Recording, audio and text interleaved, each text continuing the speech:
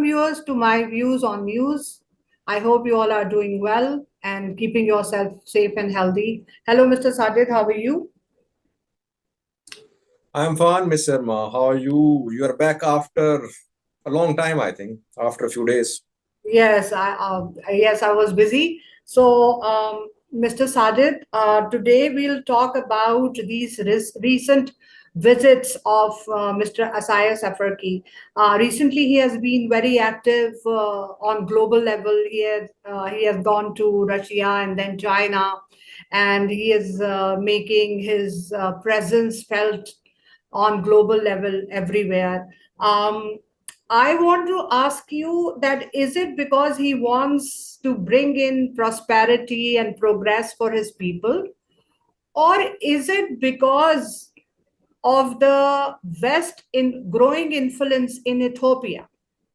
Recently, Ethiopians have realigned themselves with the West, and the influence of West in Ethiopia, is that pushing Mr. Isaias Afwerki to keep a balance in the region, and that is why he's making all these visits, or is it just for his own people? What is your analysis on this? Well, it's a very interesting question because Eritrean Ethiopian news outlets covered Isaias Afwerki's recent visits in detail. We saw several videos, analysis on the visits to China, Russia. No one touched this subject that is he feeling the need of visits to China and Russia because of what is happening in Ethiopia or between Ethiopia and the US, Ethiopia and the West? Yes, we should focus on it, I think. Firstly, what is happening in Ethiopia? Can we say that Ethiopia is rejoining the Western camp, US camp? Ethiopia has been at Western US camps, especially during EPRDF era. After that, too, it's not that Ethiopia was at Russian Chinese camps, but uh, I feel that US and West are there to stay in Ethiopia now. Why? Peace deal was signed in November in Ethiopia, about Ethiopia. It was signed in Pretoria, South Africa. War came to an end. Implementation of peace deal has been delayed. Why? Because obviously for implementation, for demobilization, for integration, you need millions of US dollars. Back then, US Western powers pledged support, financial support for implementation. Implementation delayed. Getachew a few days ago acknowledged that due to lack of financial resources, peace deal has been delayed. Peace deal implementation. Tigray fighters are still armed with small weapons. Demobilization underway. Reintegration could not start. Reintegration means giving employment, giving jobs to Tigray fighters or giving them money to do some business. It has not happened so far. Why? Because US West, they were dragging their feet a little, you can say. The financial commitments are not being honored completely. Though we cannot say that West and US have completely withdrawn from their commitments, because recently we've seen that several Western US diplomats have visited Tigray. French, German, American diplomats have been in Tigray. Tigray wants money. Ethiopia wants money for the implementation of peace. It means that peace deal will be implemented, and US and West will finance the implementation. So they are here to stay. First point. Second point is overall economic situation in Ethiopia. Ethiopia was hoping that through the peace deal, it would get a bailout package from IMF, from World Bank. And it was the reason that Ethiopia agreed to talks with TPLF. It has not happened so far, but Ethiopian economy in dire need of a bailout package. Value of birth declining, and foreign exchange reserves dwindling very fast. It means for implementation of peace deal, for economic recovery, Ethiopia is hoping to get assistance from US and West. That is why I say that they are there to stay in Ethiopia. Russia cannot support Ethiopia a lot economically. China, to some extent, can, but I don't think China would approve any bailout package for Ethiopia. So yes, Ethiopia US relations, Ethiopia EU relations will get better. Why? Because Ethiopia has very limited options. Isaias Afwerki is concerned. I wouldn't say that it was just because of Ethiopian alignment with the US and West that Isaias Afwerki is concerned. He is concerned, but US has been in Ethiopia, EU as well in the past. It's not a new phenomenon. I think Isaias Afwerki feels that now he is in a position to play something big. He wants to play something big, I think. Ethiopia could be a factor, but not the sole factor. He wants to play something big because he thinks that now he is in a position he can make big decisions. And he knows that at this point of time, Eritrea is more stable than Ethiopia, by the way. Just today did a video on a report published by an organization based in the US. The organization published the lists of all countries of the world regarding their vulnerability, fragility in terms of disintegration. Ethiopia has been placed in a category which is called alarming in terms of its vulnerability. Eritrea is placed higher. It means Eritrea is more stable than Ethiopia these days. And that is what is the, I think, real picture. So I personally think that Ethiopia could be a factor, but we cannot say it's just because of Ethiopia that Isaias Afwerki is visiting the world powers. Don't you think both the countries might become beneficiary of the whole situation if Eritrea becomes a stronghold for Russia and China?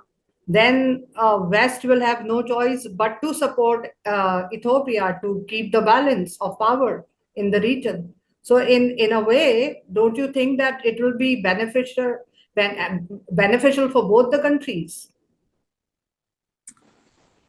It depends upon their objectives, I think.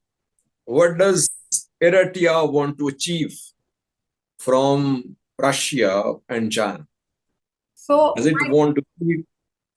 yeah, so my Yeah. next question is, what do you think Mr. Isaias Afwerki achieved from these visits?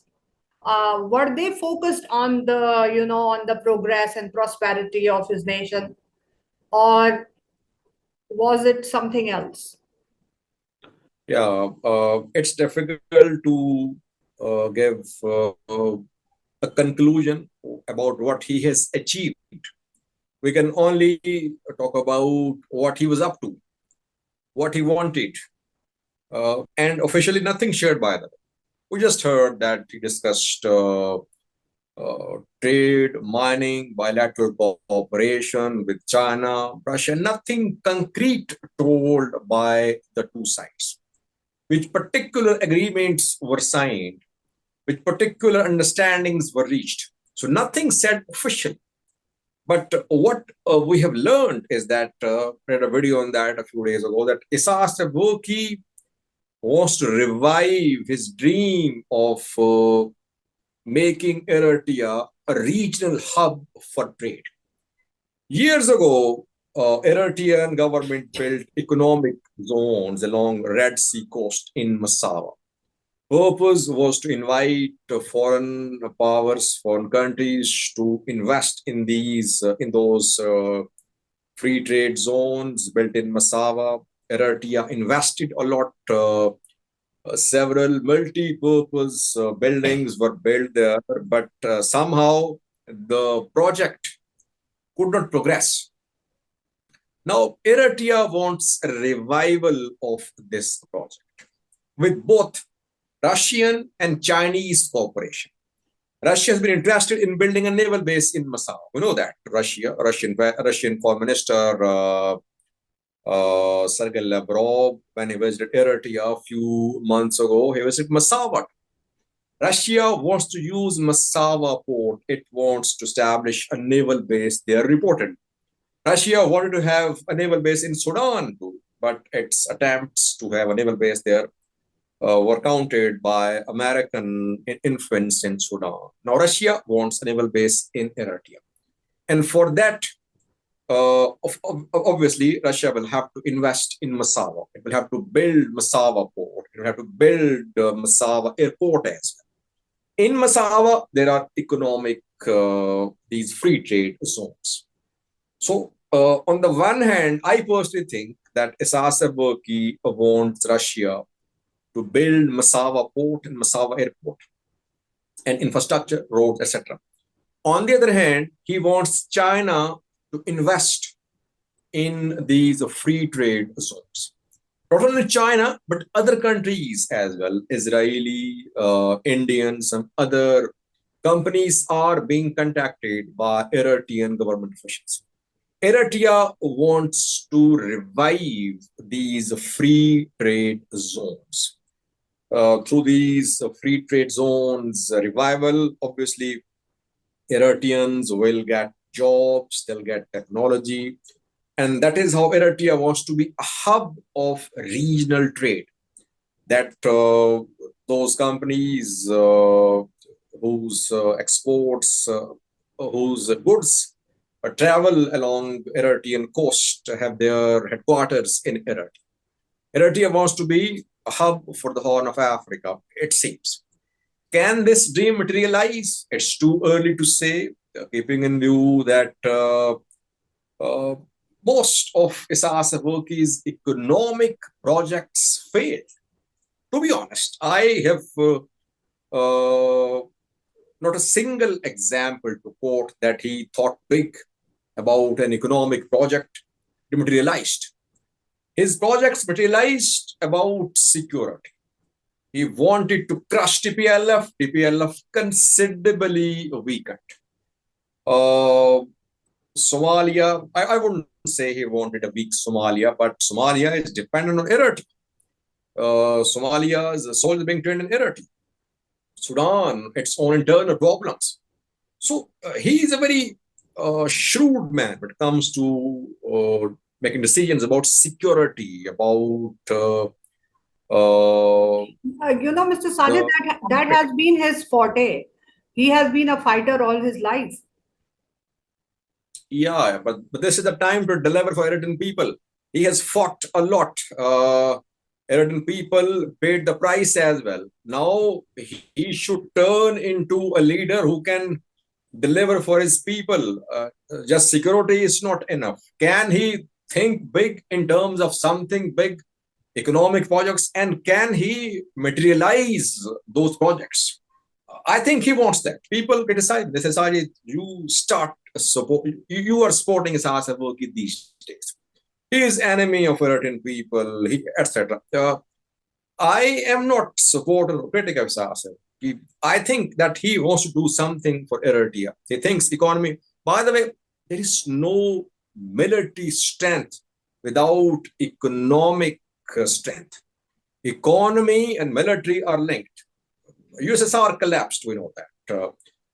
Big military powers without strong economies can falter anytime. He knows that. I think this time he's focused on economy. He knows that if he manages to revive or to improve Eritrean economy, it would boost Eritrean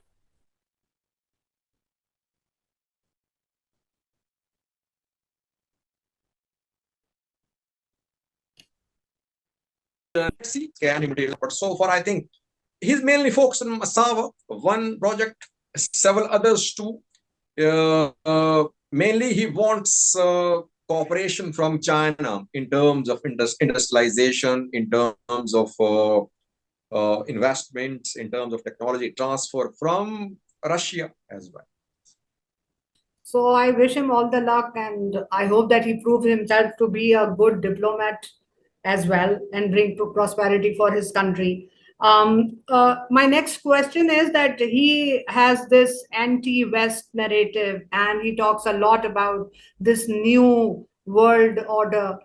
Wherever he goes, he talks about it as if he's obsessed with this idea.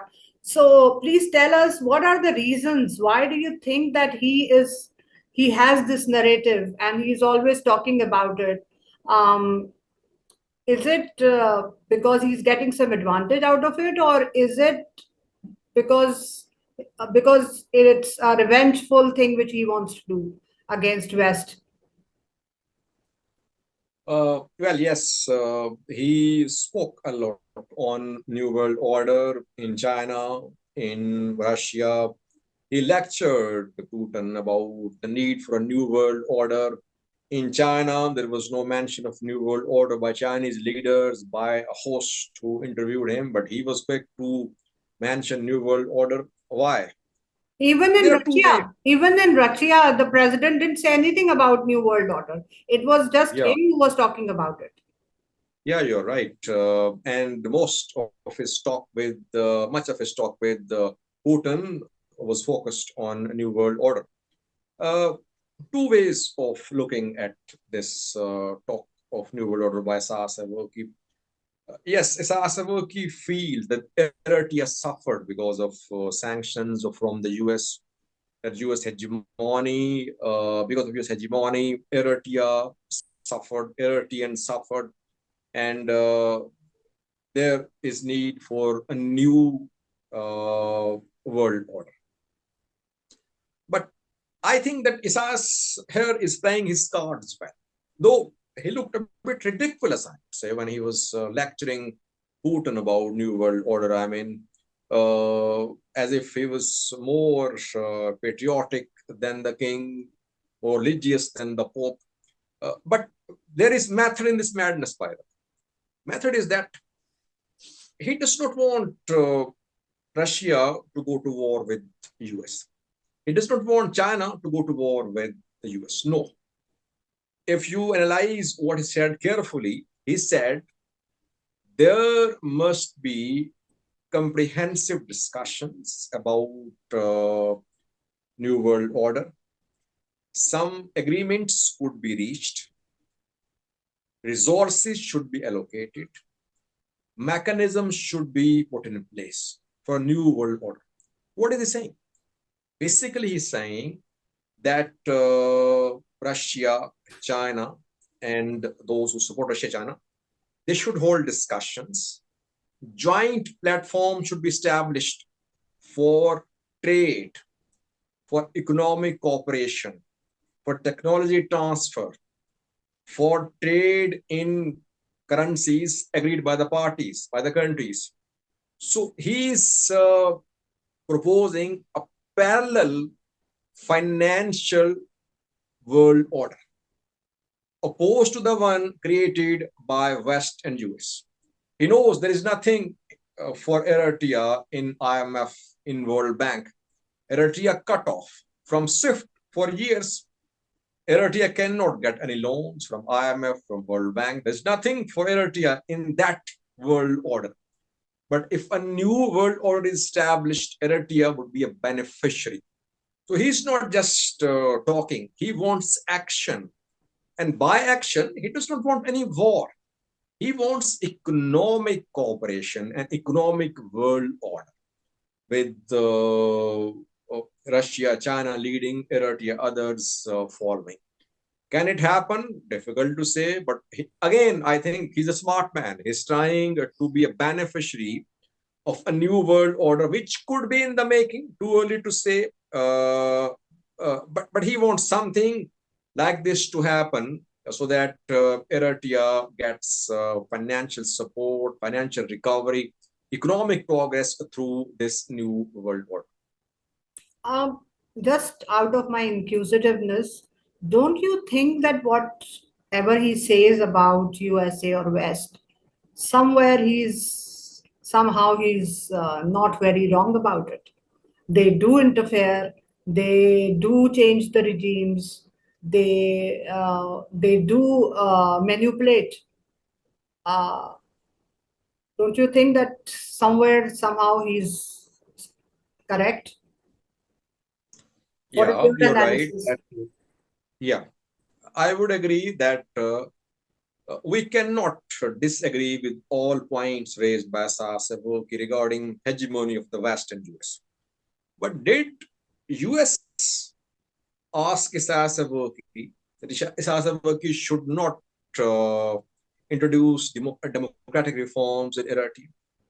Is US responsible that there is no election in Eritrea, that there is no constitution in Eritrea, no judiciary? I think internal problems cannot be blamed on Western powers.